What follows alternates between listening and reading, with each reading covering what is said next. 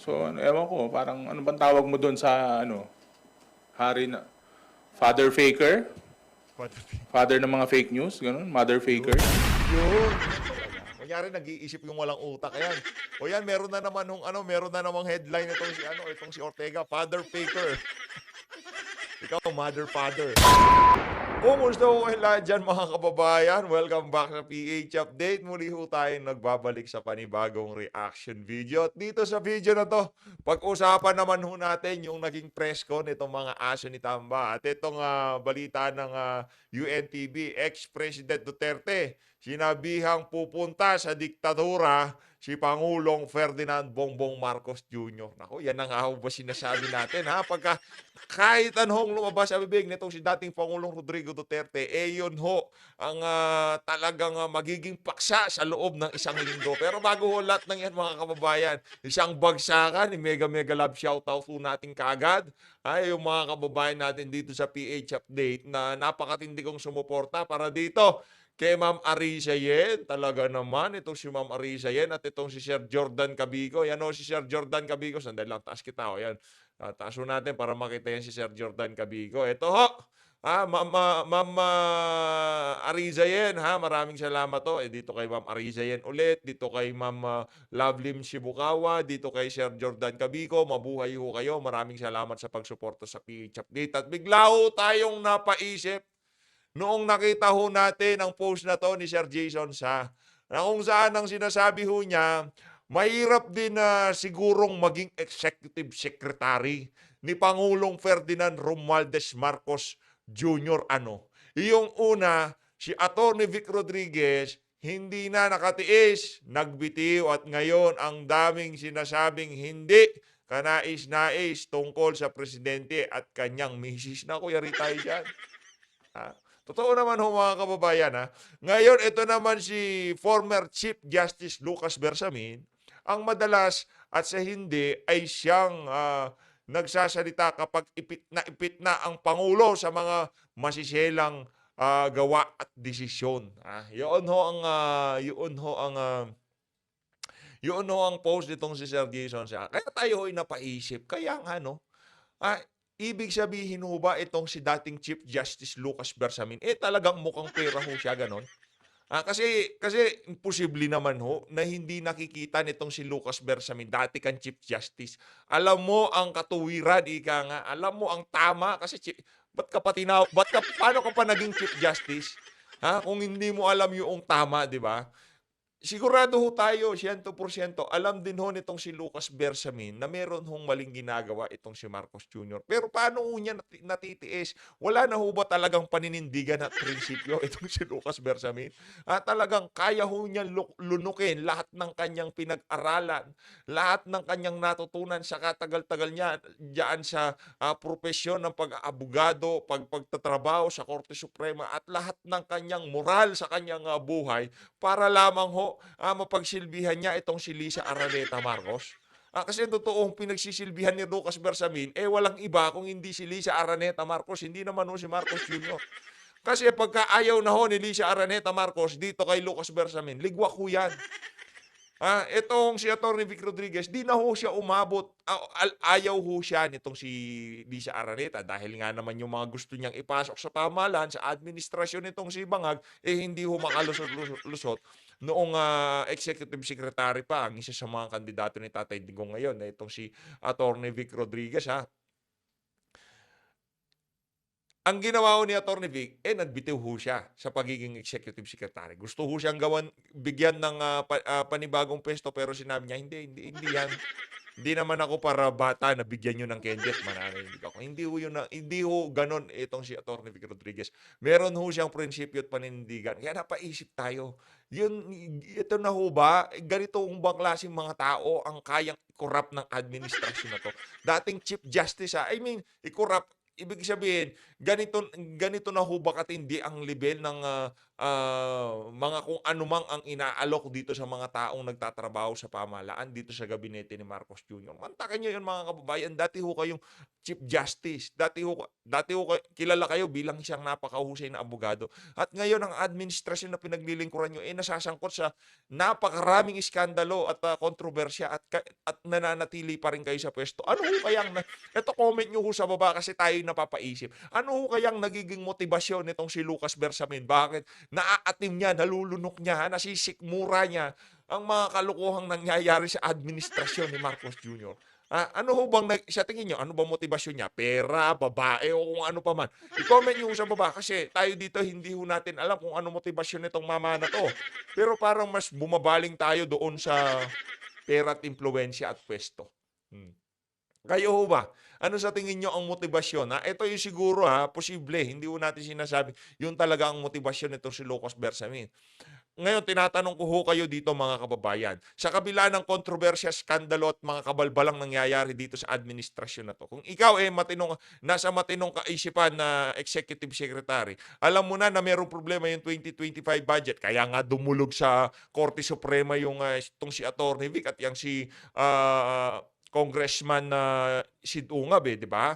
Ngayon, kung walang basihan yan, hindi na pag-aabalahan pang pagpaliwanagin ng Korte Suprema yung pamahalaan, ang House of Representatives. Di na ho pag-aabalan. Naku, ano lang yan? Panggulo lang yan, mga dalawa na yan, kung ano-anong sinasampang petition. Pero ang ano ho dito, ang development dyan sa sinampang petition na yan, na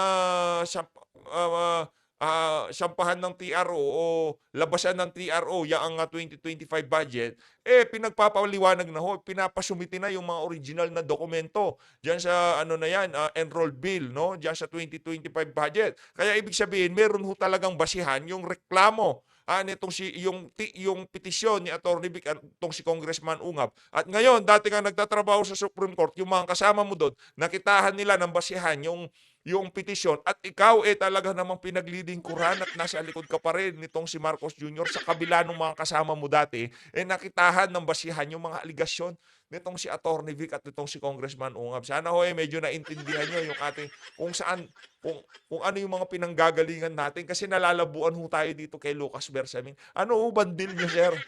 Bakit hindi nyo maiwan-iwanan niya ang si Lisa Araneta Marcos? Talaga ho bang alagang-alaga kayo? Hindi lang ho ba kayo, pati buong pamilya nyo dito sa administrasyon na to? Pambihira ho.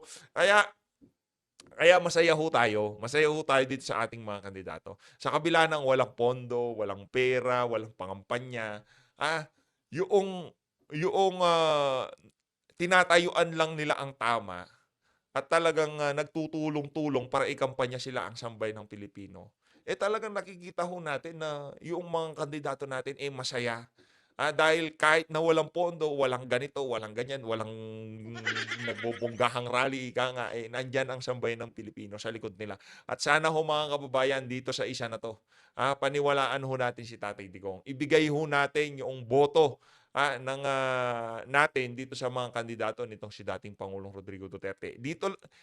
Ito ho ang pinakamaagang ganti dito sa administrasyon ni Marcos Jr. Papanulunin ho natin ang mga kandidato nitong si Tatay Digong. Ito, rekta na ho tayo. Napahaba ho tayo dito kay Lucas Bersamin. Paano ba naman kasi? Sino ba namang hindi mababanas dyan sa mama na yan? Rekta ho tayo. Sa tingin nyo ba magdideklara ng magiging diktatura itong si Marcos Jr.? Pakinggan natin to. Rin umano sa diktadura si Pangulong Ferdinand Bongbong Marcos Jr. Ito ang ilan sa naging pahayag ni dating Pangulong Rodrigo Duterte sa kanyang talumpati sa ginanap na Cebu People's Indignation Rally laban sa impeachment, korupsyon, opresyon, iligal na droga at kriminalidad noong Sabado. Ayon sa dating Pangulo, hindi na umano siya masusurpresa kung magdideklara rin ng martial law si Pangulong Ferdinand Bongbong Marcos Jr. Alam mo, Maging tayo ho dito sa PH Update, hindi ho tayo magtataka kung magkakaroon ng ganyang galaw itong administrasyon na to. Ngayon pa nga lang doon pa nga lang sa pondo talagang ginagawa na ho nila lahat ng magagawa nila para mailabas yung buong 2025 budget para kahit na masampahan ng TRO yan, wala nang wala na, nailabas na nila yung pondo. Ano sasabihin ni Marcos yun? Napangsweldo na namin. Nagamit na namin sa rally, nasan pa? Wala nang pera, ubos na. Di ba? Ganun lang naman ho yan. Kaya naman na malamang sa mga nangyayari ngayon sa ating bansa, pagka naipit ng mga itlog nitong si Marcos Jr., magiging diktadora ho itong mama na to, panigurado. At wag na ho nating hintayin na umabot doon sa punto na yon, ang administrasyon na to. Na yung tipong talagang i-weaponize na ho nila yung ating ating armed forces at kapulisan. Sa bagay ngayon pa lang wini-weaponize na pala, no. No, daig pa natin yung batas militar, eh, 'di ba? Papasukin ng bahay mo sa kalagitnaan ng gabi, merong warrant, na kung saan hindi mo pala specifically indicated doon sa warrant of arrest na kukunin yung mga ari-arian nitong si Sergio Abines, no? Napanood nyo ho doon sa huli nating video, 'di ba? Napaka-general nung yung mga electronic gadgets. Paano mo nga naman nasabi na kay Sergio Abines yung laptop, yung cellphone, 'di ba? Napakalabo ho nung ginawa ng mga tauhan nitong si Torre doon sa particular na na yung kaganapan na yun. Kaya yung sinasabi ni Tatay Digong na malamang umabot tayo doon sa punto ng diktadura dito sa administrasyon na to, hindi ho malabong mangyari yon.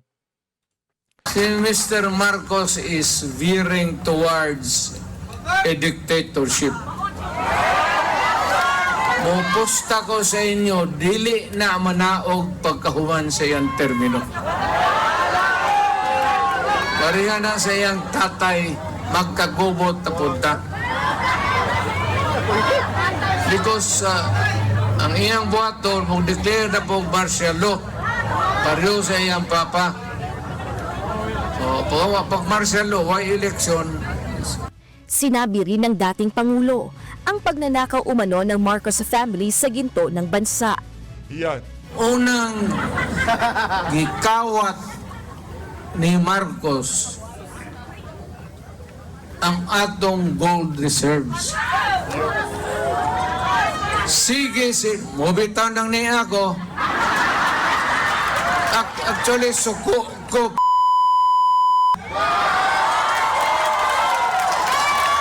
Sige na nagbaligya ang atong gold, hantod karon gamay na lang kayo. So unsao na lang pagtindog ang atong ekonomiya pag-abot sa panahon, masirip nila nga wala na tay backup sa atong kwarta. Importante na tanang nasod na anak. Ngunit sila gold kita dato, muni among pundo. Muni balor sa among kwarta. Wat na kibaw ang gold, diin gibaligya og pila. Wa sila musulti ana ang administrasyon. Kada dapat public na, kay public issue, public property, public money. And yet, ginanta mo, padung na siya sa pagka-dictator. Sa pagpunta ni Duterte sa Cebu, hinikayat nito ang mga Cebuano na iboto ang senatorial candidate sa ilalim ng PDP laban upang maprotektahan ang kanyang anak na si Vice President Sara Duterte na hindi tuluyang ma-impeach.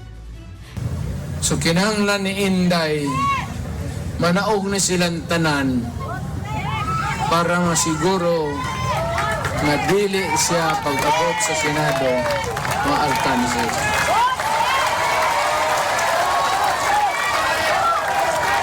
Ang iyon tamo, padag-on ba ninyo na yung akong giyangyo sa inyo?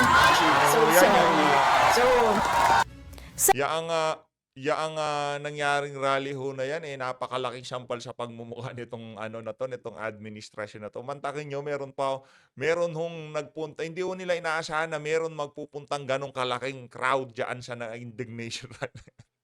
Grabe. Excited na ho tayo. Kailan ho kaya yung sa Bulacan, yung sa NCR, diyan sa Northern Luzon, hinihintay ho natin. Sana magkaroon din tayo ng indignation rally diyan sa mga bahagi ng Luzon na yan. Kasi diyan talaga yung magiging bakbakan dito sa 2025 election. Samantala, naglabas naman ng reaksyon ang Malacanang sa naging pahayag ni Duterte ng diktadura sa ilalim ng kasalukuyang administrasyon.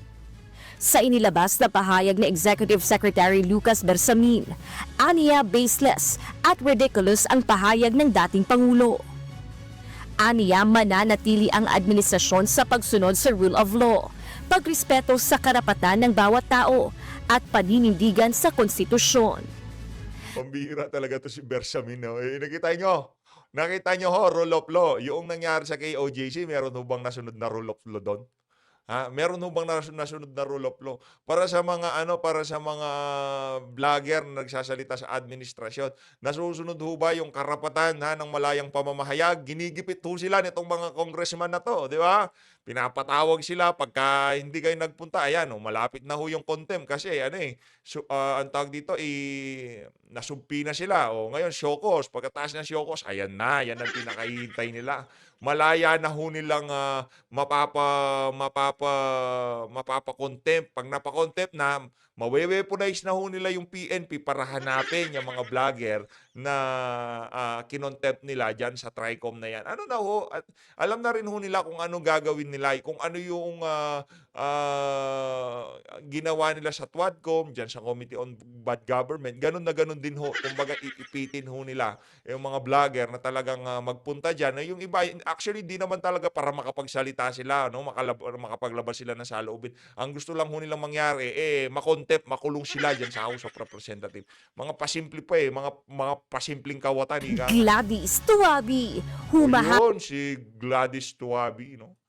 Ayun, nag-uumpisa na ho pala. Ito na, bakbakan na ho itong mga kababayan. Nag-uumpisa na pala yung nangyayaring press con itong sino ba to? Wala nang balbas tinanggal ho niya, tinanggal, sayang. Dapat di mo tinanggal, Brad. Pakinggan ho natin itong mga kababayan. Pero maikli Yun, naman po. umpisa na ho natin. Unahin ko lang po, very passionate po yung House members kasi dito sa isyong ito. Sa isang survey ng Octa Research, na lumabas na 69% o 7 sa 10 Pilipino yung pabor sa pagpapatuloy at pagpapalawak ng Ito naman si Mela Resmores. Ang tagal na ng survey na yan Ang tagal na ng survey na yan. Kailangan ulit-ulitin para pressurein itong si Boy Kilay. Sige na nga. AKAP program. Ano po nga masasabi nyo dito? At anyway, Ito namang si Mela Resmores. Pabira talaga to. Diretso nyo lang. Walang problema yung akap na. Tuloy-tuloy lang yan, ika nga. Walang problema. Diretso lang yan. message yung mga critic na ganito yung lumalabas sa survey pero may mga kumukontra rito. Kumbaga yung ini-aim ng programa ng AKAP na gawing tamad ang mga Pilipino. Kumbaga yung mga Pilipino ngayon tuloy na yung AKAP na yun, tamad na kami. Gusto namin bigyan na lang kami ng pera ng pamahalaan. Wala na kami pakialam sa trabaho. Ayuda na lang ni Tambay. Gusto niyo ba yun, mga kababayan? Ayuda na lang ni Tamba. Wala na, ganun na lang yung mga working class, yung mga nasa middle class, yung mga tax natin ay binibigay dito sa mga mga batugan na to. Ay tinuturuan ho sila ng pamahalaan kung paano maging batugan. Ngayon tatanungin sila, gusto pa ba ng AKAP o ayaw na? Mga tanga ba kayo? Ano to, ibang klase talaga tong administrasyon na to. Matindi ho. Oy. Hindi kasi hindi naman nawawala talaga yung mga kumukontra, especially pag may vested interest. But ang important kasi, like yung nababanggit namin parati, yung mga ayuda kasi ng pamahalaan, hindi lang naman ngayong gobyerno yan ngayong administrasyon. It has always been there. It's a way to help directly yung mga kababayan natin na nangangailangan. As long as na dumarating sa tamang tao, sa mabilis na paraan, dapat hayaan natin na matulungan ng pamahalaan yung mga mamamayan natin. Numbers don't lie. Ayan. Boy, numbers. Numbers to. Ay, nakalato. Bibira ka na lang, talagang walang laman yung utak Hoy, pagkataas ng termino mo, sa inyo ka na lang. Huwag ka nang lumabas sa bahay nyo. Patuloy ka na lang. Dami mo ng pera, dami na ng pera ng mga Ortega, numbers. Entrada, numbers don't lie. Anak ng toka. Natatakot ka na ba magsalita, Ortega? Dahil alam mo, puputaktain ka na naman sa social media. Kasi pagka binukaho niya, bunganga niya, sigurado, puro kabubuan na naman sasabihin niya. Class talaga tong mama na to. Actually, we're making true to our promise naman, this administration sinasabi, bringing the government services closer to the people. Yung number na yan, so mataas na yan, no, sa survey, 7 out of 10. Apart from yung gusto at suportahan ng ating taong bayan, it also speaks about yung effectivity ng programang ito. Kasi ibig sabihin, yung mga tao, diretso nila nakukuha. Effective yung pag-release sa kanila ng ayuda. Tama nga yung sinabi ni Kong Ernix tsaka ni Kong Paulo na itong ayuda na to, matagal na to sa ginagawa ng gobyerno. We're just trying to improve that. This time, we are not saying that the AKAP is perfect. There's going to be a room for adjustment. That's why we are trying to really improve the services to the people para po madama nila na ang gobyerno po ay working for them. Yung sinasabi po natin na kaya kailangan itong ayuda dahil it goes directly to the pocket of the people eh. And then it will strengthen the purchasing power of these individuals, itong mga taong to as part of yung consumer, no, that would in effect it will contribute, no, positively to the local economy, which in effect is good. Opo, and speaking of pagtulong lang sa ating mga kababayan, pinalawak kasi ng PhilHealth yung kanilang benefit packages sa ating mga kababayan. Specifically, sinali na rin sa benefit packages yung outpatient emergency care at tinaasan pa yung case rate packages para sa critical illnesses. Ito rin yung sa PhilHealth po kasi matagal na rin nananawagan yung Kamara dito nga sa PhilHealth. Ano pong masasabi nyo rito sa expanded coverage po na ito?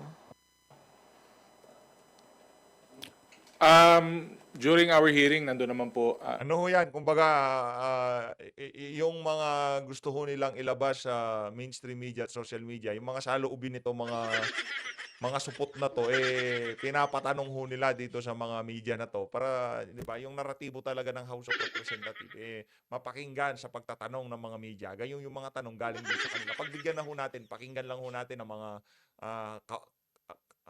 kasuputan nitong mga congressman. you were all present during our hearing. Ito po yung mga part ng mga privilege speech, part po ng mga tanong during our hearing, yung nandun po ang PhilHealth na kasama natin. At wini-welcome po natin tong development na to kasi nakita po natin yung, sabi nyo nga, yung expansion na yan. Kailangan po talaga ng mga beneficiaries ng PhilHealth saka mga members po niyan. Sabi ko nga, kung ikukumpara mo dati, parang bulk talaga ng expenses na shoulder nung medical assistance program. Pero with that expansion, kumbaga, ito po talaga yung trabaho nila.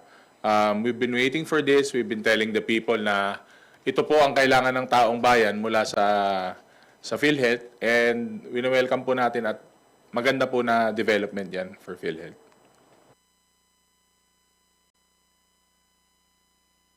And sorry, yes po.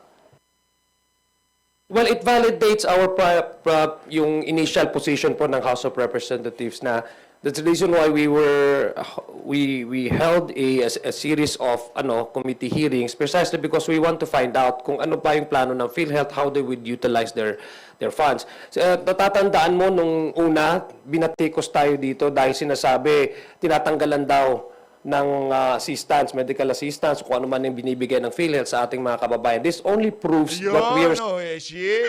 Nakuha nyo at least nakukuha nyo na ho yung punto nila, di ba?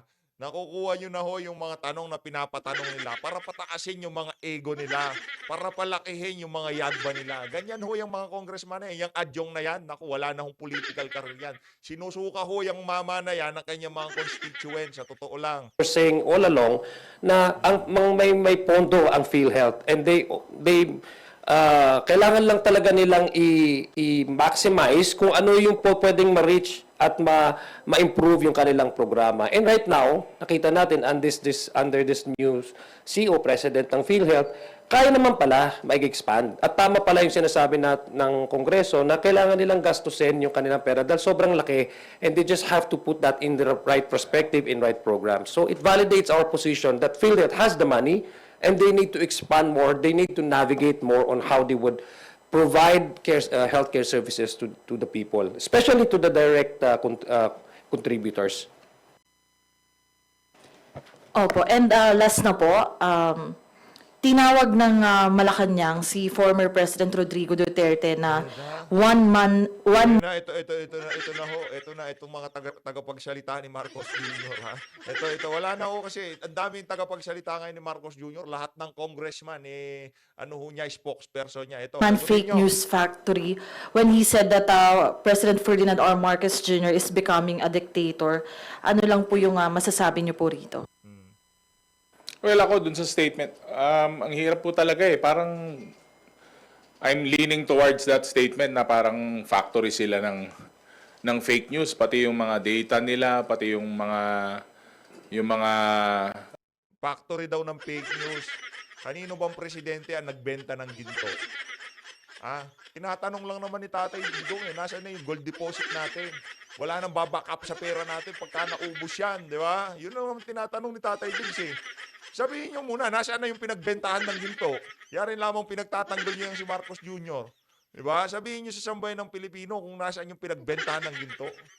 Talaga, rally nila para talagang parang ang tawag dito, parang literally factory ng fake news. Kung baga, paano naman yung sinabi ni Marcos Jr. na ang pinakaunang sumaklolos sa Tacloban si Tolentino? Hindi ba factory ng fake news yun? O sasabihin mong taga saan itong si Manny Pacquiao? Meron siya sinabing lugar, di naman taga ron si Manny Pacquiao. Fake news na naman yon. O sino nga nagpapakalat ng fake news? Yan si Marcos Jr. walang humpay yung pagpapakalat ng fake news, di kayo umiiyak. Isang beses lang bumanat si Tatay Digong, nag-iiyakan kayo. Tapos, kayo. pag hinold sila accountable ng tao, kakambyo naman sila na joke lang daw yun. Parang nagmumukha tuloy silang joke So, ewan ko, parang ano bang tawag mo doon sa, hari na, father faker? Father ng mga fake news, ganun, mother faker? Yun talaga. Kunyari nag-iisip yung walang utak. Yan, meron na namang headline itong si Ortega, father faker. Ikaw, mother father. Huwag ganon. Hindi ko alam kung paano tatawag natin sa kanila. Father faker, mother faker, o anong tawag Ikaw, mother father. Ikaw, mother faker. sa mga anak nila? Fakerist? Ganun? Para. Comedian ka na ngayon? Ganon. Para ganun yung dating nila. Para mga super villains. Ewan ko ba? Ano nakukuha nila sa pag-imbento ng fake news saka paninira sa, lalong-lalo na sa House of Representatives. Parang, ngayon kasi nakikita nyo, napaka-aktibo ng... Nag-iisip siya pero talagang yung thoughts niya sunod-sunod. Pero nakasalubong pa yung kilay niya. Talagang pambihira itong si Ortega, oo. Yari ka ngayon sa mga DDS vlogger. Handa mo na yung tumbong mo. Naku, ano na naman yun, mayayari ka na. Basta walang iiyak ha. Walang iiyak Ortega ha. Administrasyon, katuwang ang House of Representatives, ang dami nating naibababang tulong sa tao, ang dami nating solusyon na nagagawa, yung mga problema natin na nandyan, ang target natin. Yun palang problema sa kahirapan, solusyon ho nila, ayuda. Di ba? Ang gagaling ng mga congressman natin. Ngayon, kung gusto niyo, nagagalit kayo dito. Ang tanong, galit kayo kay Ortega. Galit ho kayo kay Ortega.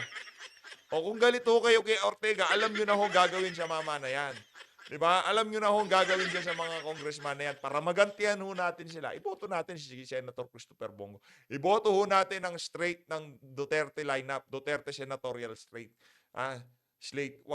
Wala ho tayong sisinuin. Lahat to para magantihan ho natin itong mga walang yang congressman na kagaya ni Ortega. Sinasabi ho natin dito, pagka binoto nyo, yung kalaban ni Ortega, kung saang lupalot man siya ng Pilipinas sa nanunungkulan bilang congressman. Wala akong kwenta yan. Mabibili lang ho ni Tambalus-lus yung congressman na ipapalit dyan kay Ortega. Wala akong kwenta yan sa totoo lang. Kung sinasabi nyo, taga saan ba ito si Ortega? Distrito ba nitong Ogag na to? La Union. Ayan, taga La Union. Iboboto nyo yung kalaban niya, taga La Union, kalaban ni Ortega. Mabibili lang ni Tamba yun. Tandaan nyo ho yan mga kababayan. Kahit sinong mailagay dyan sa La Union bilang congressman, wala akong kwenta yan. Kahit sinong ipalit nyo dyan kay Ortega, basta nasa ilalim ka ng kapangyarihan ni Tamba, mabibili ka niya. Pero, pagka binoto ho natin yung mga kandidato ni Tatay Digong, ang sigurado ho natin dito, ha? Sigurado 100%, mababawian ho natin yung mga walang yung congressman kagaya nitong si Ortega. Kasi hindi na ho makakalusot yung mga kababuyan nila kagaya ng mga pinagsasabi nila na yan. Ako, hindi ho 6 na taon ho uupo yung mga yan. 6 na taon sa kalagitnaan sa midterm election ni VP Sara bababa yung mga kandidato natin na yan. Magtatagalo sila kaya kahit anong pagbira yung gawin nila dito sa administrasyon na to, talagang sulit na sulit nga yung boto natin sa kanila. Wag ho natin kalimutan na yung mga kandidato ni Tatay. Mahanapan ng solusyon. Pero bawat galaw sa bawat pagtulong sa taong bayan, pagbigay ng positive na response sa katulong, gagawa na naman nila ng fake news, saka mag-iimbento na naman sila ng hindi totoo na mga sitwasyon. Ano, pikon ka na, ganon. So, Talaga, Ortega. ewan ko ba, parang faker, hater, parang gano'n yung mga dating nila. Mga ang tawag doon? Bad vibes. Di ba? Ako, So yan bang good vibes? So yung mga pagmumukha na yan ang definisyon ng good vibes. Ortega, sagutin nyo ngayon, sagutin nyo, yan bang pagmumukha na yan ang definisyon ng good vibes? wala akong nakikitang indikasyon o karakteristik ang Pangulong Ferdinand Bongbong Marcos na masasabi ko. Ganyang katanga yan si Adyong eh. Paano ka makakakita ng indication? Kasama ka. Kasama ka, kumbaga, kung magsakaling gagawin man ni Marcos Jr. yan, kayo yung mga makikinabang, kayo yung hindi matatamaan kasi kayo ang kumukonsinti sa kababuyan ng administrasyon. Kaya hindi ka makakakita ng indikasyon kasi lahat ng ginagawa nila, pabor sa inyong mga naratibo, pabor sa inyong gustong mangyari. Huwag kang tatanga-tanga, Jong, ha? Kung leaning towards or leading towards dictatorship. Gigigil na ako sa Diktador ba dalawa. yung minumura ka? Ang tatay mo sinasabi kung ano-ano tatanggalin, i-exhume, tapos itatapon sa West Philippine Sea. Lolo mo?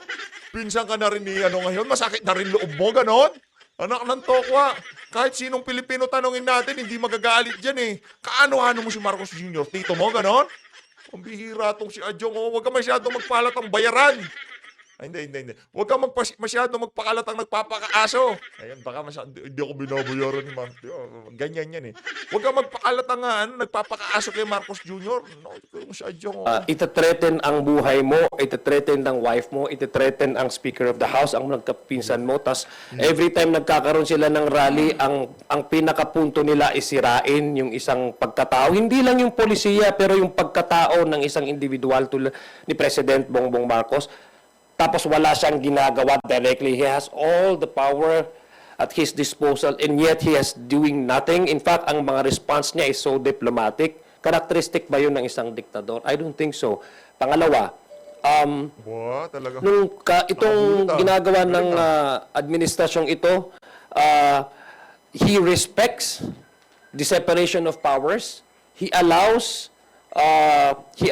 does not even want maraming mga legal opinion na sinasabi, President, you request the Senate to convene for an emergency session. He did not do that because he respects the separation of powers. He allows all the agencies to work according to its mandates. That's not an indication or that's not even an attribute of a dictator. Di ba? Wala naman ho sa administrasyon niya na may nakaupong citizen na Chief Justice na nakuwaranto o kinasuhan. Wala ho sa administrasyon niya na may sitting senador na kinasuhan at pinakulong. So there's no indication to me. Laking tanga talaga nitong si Adyong. Paano may makukulong? Binili niya lahat. Diyan sa Supreme Court, wala pang makukuwaranto kasi hindi pa sila masyadong gumagalaw doon sa budget. Pero pagka meron gumalaw sa budget, tingnan nyo man yan, mga kababayan. Yung sinapit nitong si Lourdes Sereno, ako, sasapitin niya ng kung sino man ang tatrabaho dyan sa budget na yan. At doon sa, ano pa ba yung mga isinampa kasi? Doon, pagdating naman doon kay Tambaluslos, kung sino man ang tatrabaho doon sa ombudsman, doon sa reklamo nitong si Attorney Jimmy, itong si Pantaleon Alvarez doon sa reklamo sa meron din kalalagyan. Ngayon wala pa eh. 'Di ba? Wala pa eh. Wala naman linalabag yung mga maestrado ng Korte Suprema, unlike nung panahon ni Tatay Digong. Meron talaga ho sila. Wala namang senador na naakusahang involved sa ipinagbabawal na pulburon sa ano, di ba? Wala namang ganon. Pagka nagkaroon na ng ganon, tapos hindi nakulong, pinabayaan lang, hindi ho talaga magiging diktator to. Sa bagay, pagdating sa mga ipinagbabawal na pulburon, yan kay Kerwin Espinosa, yan kay Mabilog, wala ho talagang dictatorship dyan. Ika nga, ang gusto niyan, kinukonsinte yung mga walang yan. Pinapardon, pinapakawalan. Ganyan ho ang trip nitong administrasyon na to. Magmi-midterm na po ang kanyang administrasyon. Wala pong indikasyon na nagsasabing, hindi nga ho siya vindictive eh. In fact, hindi ho siya vindictive. Kung sa ibang leader po yon, mumurahin ka, tapos kung ano-ano ipagsasabihin sa yumao mong tatay. I mean, it's a human nature to really retaliate and get even. Wala ho siyang ginawa. Wala ho siyang sinabi na in a way na insultuhin niya yung nagsasabi or yung nagte-threaten sa kanya. Wala. So, far from it. So, I don't see any iota of him becoming a dictator. It's actually the opposite. Just to a quick add-on po na, sa mga recent presidents ng Ayun, bansa wala akong pakialam sa'yo. Wala akong pakialam sa'yo, Brad. Hindi ka naman nagpapataas ka lang ng ayuda. Kita ba? Ayun na nga mga kababayan. Dito na natatapusin ang ating reaction video kaugnay sa mga kabalbalan nitong ni Ortega at nitong si Zia Alonto Adjong. Ito, Brad, magpakabait ka na lang. Hindi kita babanatan ngayong video na to. Pero papanoorin ko to, titingnan ko kung meron kang gagawing kabalbalan, baka mai-content kita. Pero kung ako sa'yo, mag-behave ka na lang. Dahil okay na si Ortega. Sulit. Kumbaga, sulit na kami kay Ortega doon sa mga sinabi niya kay Tatay Digong. Huwag mo nang dagdagan. Okay? Maraming salamat mga kababayan. Dito na natatapusin ang ating video. Mag-ingat po kayong lahat. Mahal natin ng Pilipinas.